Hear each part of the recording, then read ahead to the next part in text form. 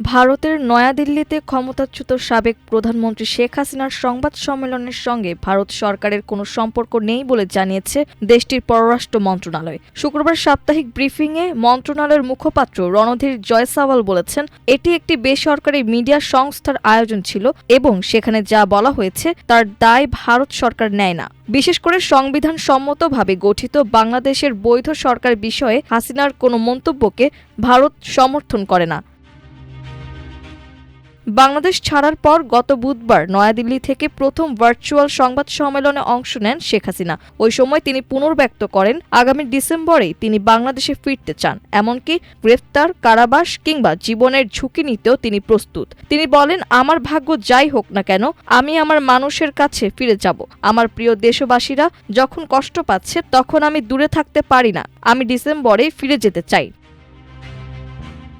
শেখ হাসিনার এই ভার্চুয়াল বক্তব্য নিয়ে তীব্র প্রতিক্রিয়া জানিয়েছে ঢাকা।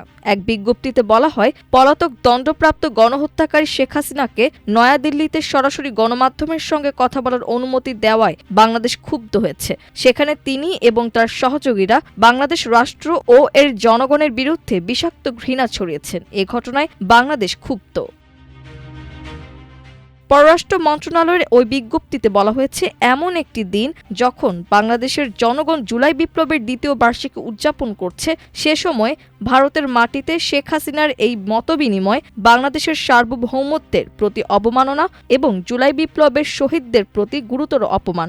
বিজ্ঞপ্তিতে আরও বলা হয়, ২০২৪ সালের জুলাই আগস্টে শিশুসহ নিরীহ বেসামরিক নাগরিকদের হত্যাকাণ্ড নিয়ে জাতিসংঘ প্রতিষ্ঠিত তথ্য অস্বীকার করাটা পলাতক দণ্ডপ্রাপ্ত গণহত্যাকারী শেখ হাসিনা ও তার অপরাধের সহযোগীদের ইতিহাসের গতিপথ উল্টে দেওয়ার একটি ব্যর্থ চেষ্টা হিসেবে দাঁড়িয়েছে।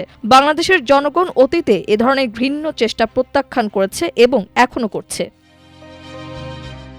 এর আগে গত মঙ্গলবারও ভারতের পররাষ্ট্র মন্ত্রণালয় জানিয়েছিল, শেখ হাসিনার ওই সংবাদ সম্মেলনের সঙ্গে ভারত সরকারের কোনো সংশ্লিষ্টতা নেই এবং অনুষ্ঠানটি একটি বেসরকারি সংস্থা আয়োজন করছে। নয়াদিল্লিতে এক ব্রিফিংয়ে পররাষ্ট্র মন্ত্রণালয়ের মুখপাত্র রণধীর জয়সাওয়াল সাংবাদিকদের প্রশ্নের জবাবে বলেন, এই অনুষ্ঠানের সঙ্গে সরকারের কোনো সম্পর্ক নেই এবং এই মঞ্চে প্রকাশিত কোনো মতামতকেও সরকার সমর্থন করে না। মাল্টিমিডিয়া ডেস্ক, আমার দেশ।